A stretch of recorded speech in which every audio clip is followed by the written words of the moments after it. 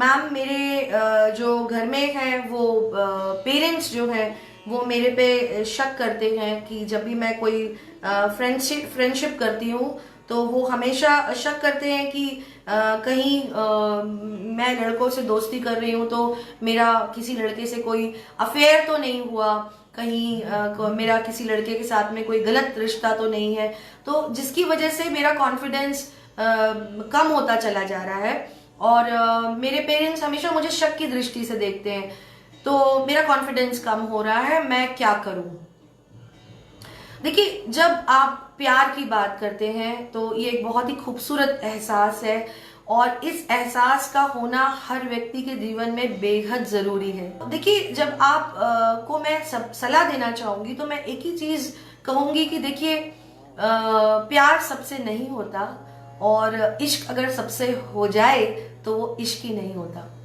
तो ये बात आपको तय करनी है, पहले आपके मन में आपको ये तय करनी है कि आपका लाइफ का गोल, आपकी प्रायोरिटी क्या है।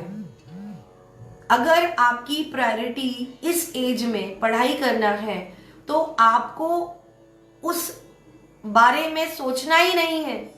और जहां तक माँ बाप की बात है तो माँ बाप, भाई या बड़ी बहन, उनका ऐसा सोचना, इसके पीछे उनकी फिक्र को देखना, ये हमारा तरीका होना चाहिए अपने परिवार के लिए, या नजरिया होना चाहिए अपने परिवार के लिए। अगर माँ बाप आपके दोस्तों को लेकर के आपको क्वेश्चन कर रहे हैं या वो आपसे आपकी सुरक्षा की गारंटी ले रहे हैं या वो आपको नैग कर रहे हैं, तो ये दरअसल उनकी फिक्र है, ये उनका प्यार है और मुझे इसके ऊपर खरा उतरना है।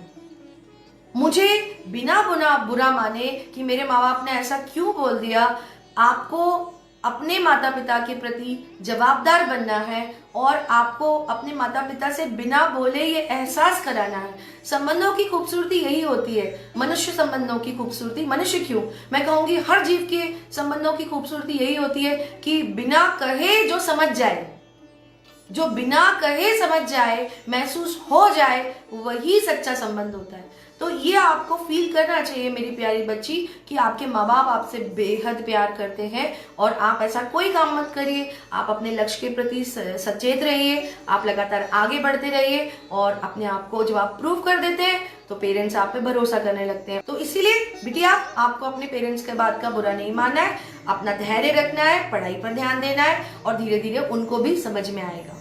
All the best.